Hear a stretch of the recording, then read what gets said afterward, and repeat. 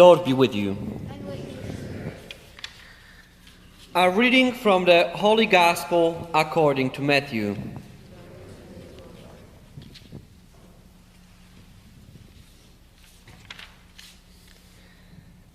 Jesus told his disciples this parable. A man going on a journey called his servants and entrusted his possessions to them. To one he gave 5 talents, to another 2, and to a third 1. To each according to his ability.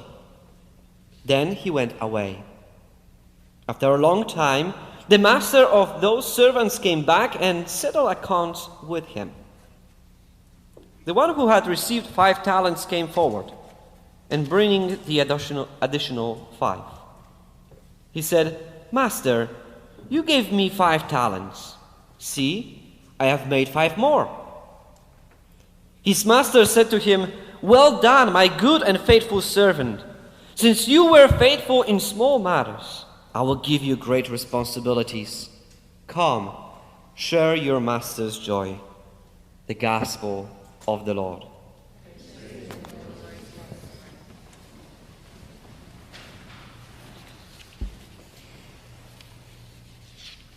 A cruise ship passes a small desert island, and everyone watches as the heavy-bearded man in tattered clothes runs into the beach shouting and waving his arms. "Who's that?" asked one of the passengers. "I have no idea," replies the captain. "But every time we sail past, he just goes nuts and waves all the time." With smiles, the ship's passengers and the captain wave back to him. Don't you think something is wrong with this story? You can smile. This church, you can smile. The funny part of the story is how even the captain and the passengers are obvious to the possible role which they didn't fulfill. They pass without paying any attention, without asking what is going on. Does this person need help? Does he need to be rescued? Never these questions cross their minds.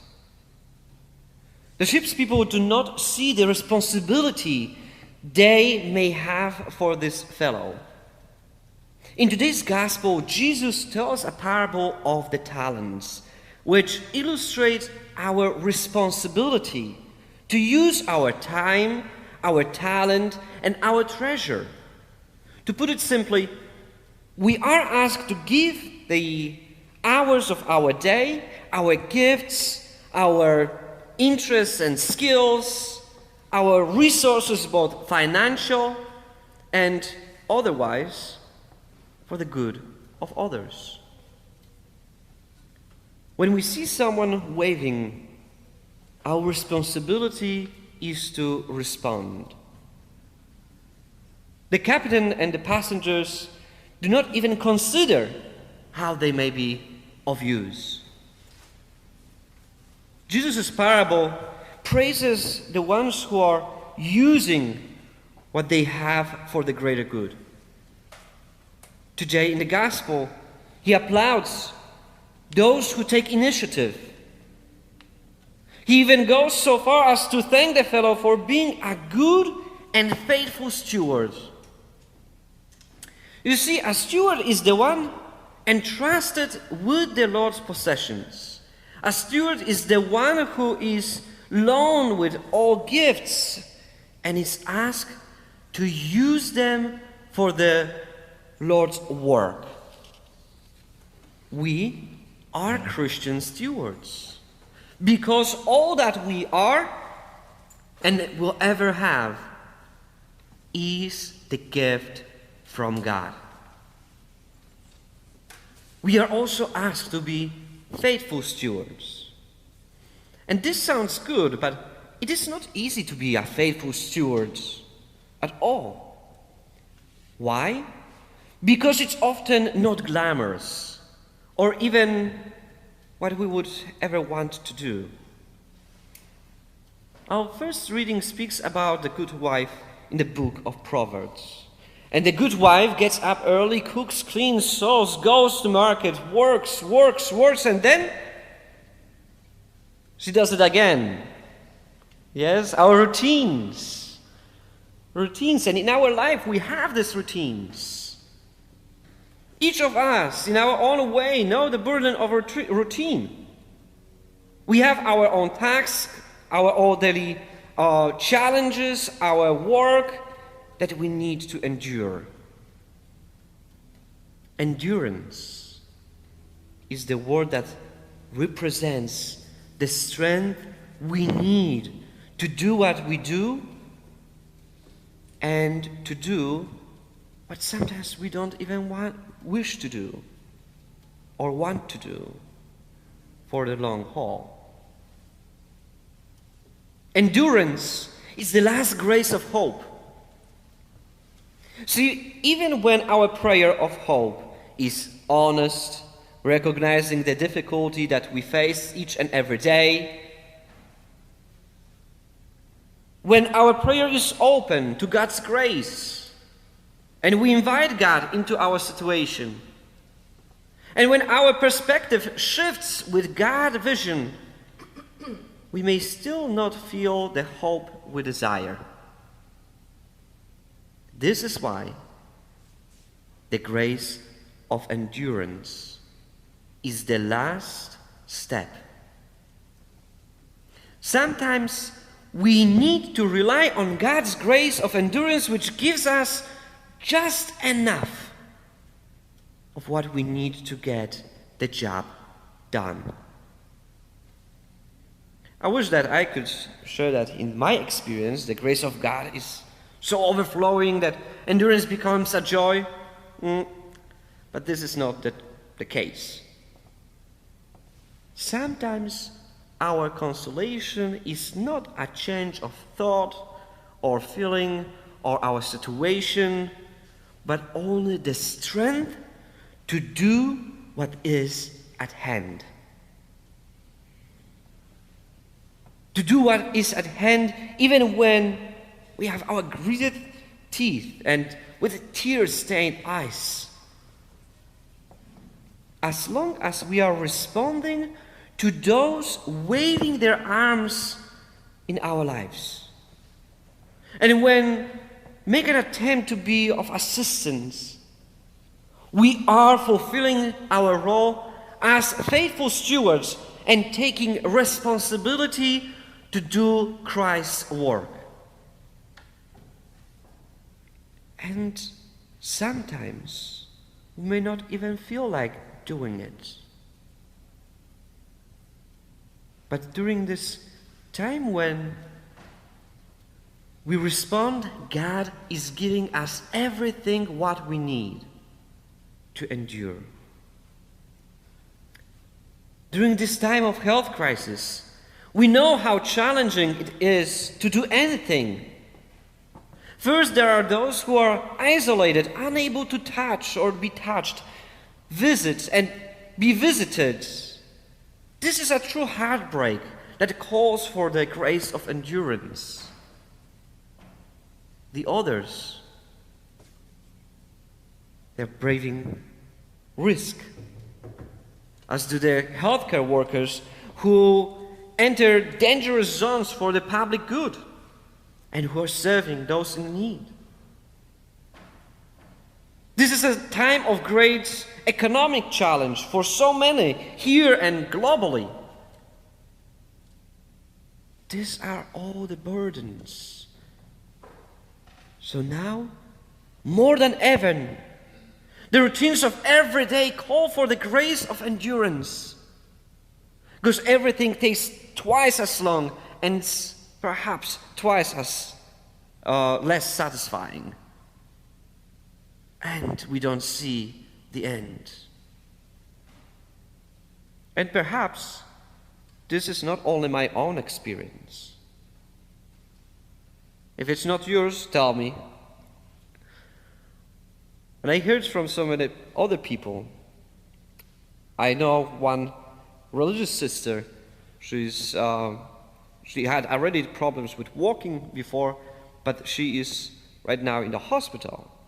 And before, she at least had some visitors, some sisters. She lived in the community her whole life. And right now, she is in the hospital by herself, unable to be visited. So many difficult and challenging situations. Yet we can be grateful and acknowledge that sometimes the best we can accept is the grace of endurance even in the moment. Economic fears, working from home, Zoom meetings, parents and children, some of them without physical school, limited sitting in restaurants, churches, all these curfews. Who knows what else demands the grace of endurance?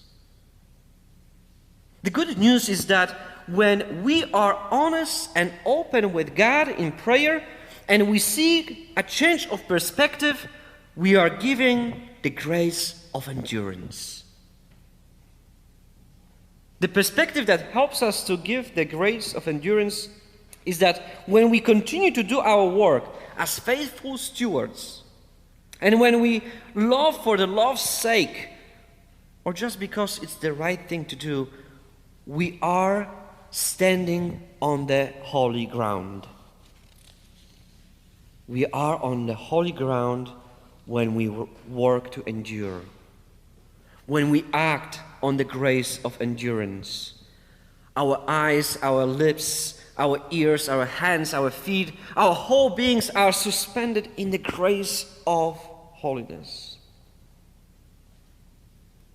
No matter how hard or painful our work may be, the grace of endurance is what helps us to grow in holiness.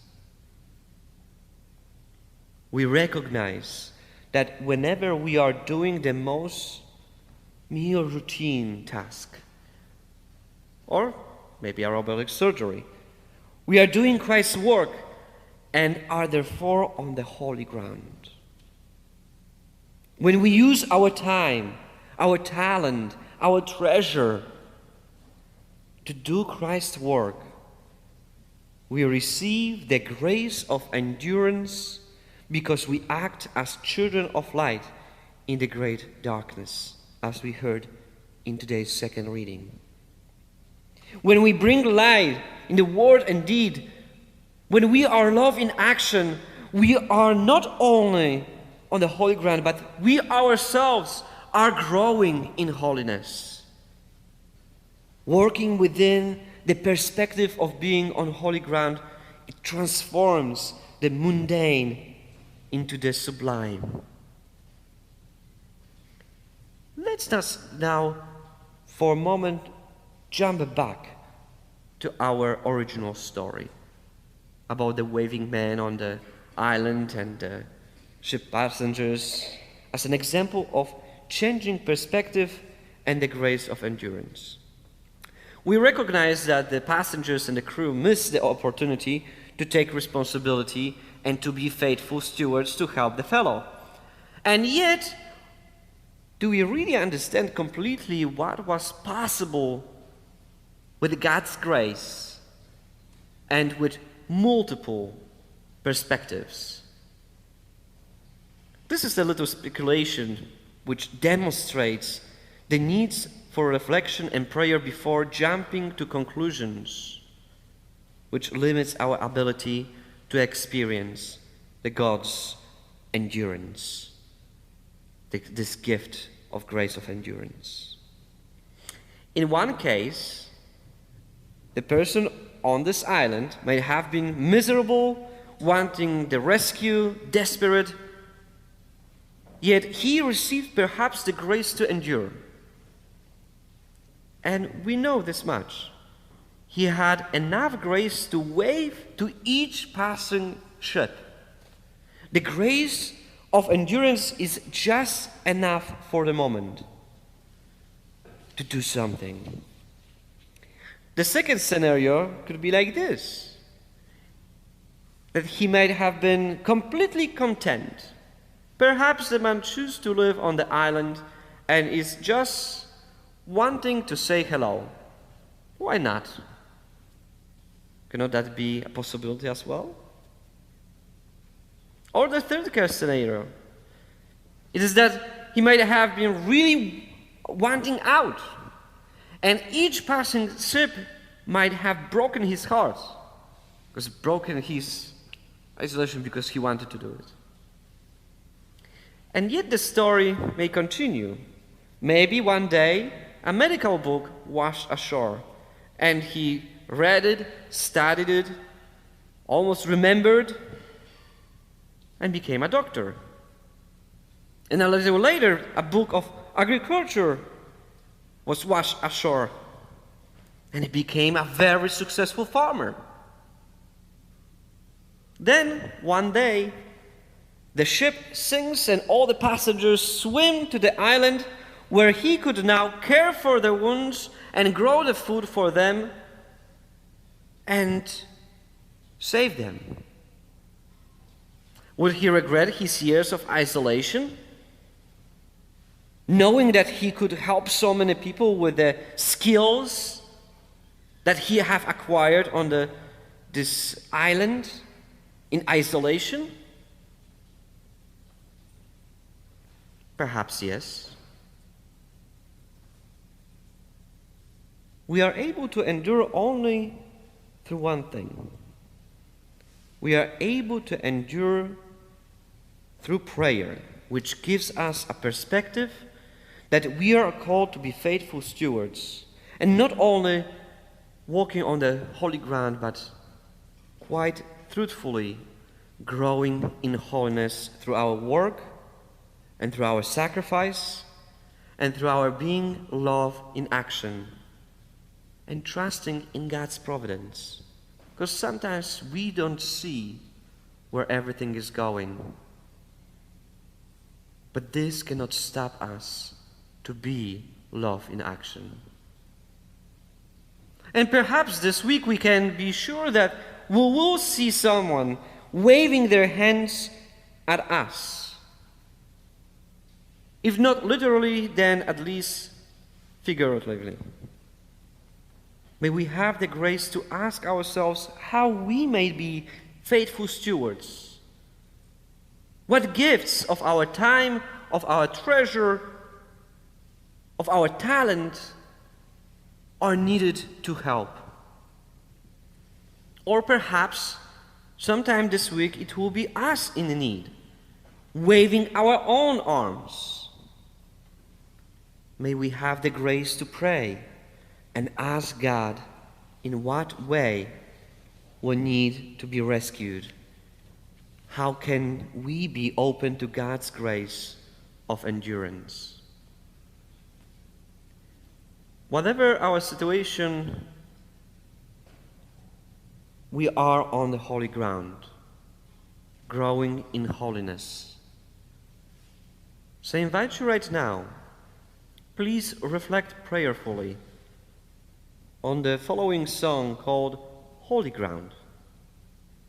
And perhaps we can wave our arms in gratitude for the knowledge that whether on the beach or on the ship or in our office, in our yards, in our church or in our kitchens, we are on the holy ground and we are called to grow in holiness by sharing our gifts of time, of talent, and of treasure. And now we'll listen to this beautiful song.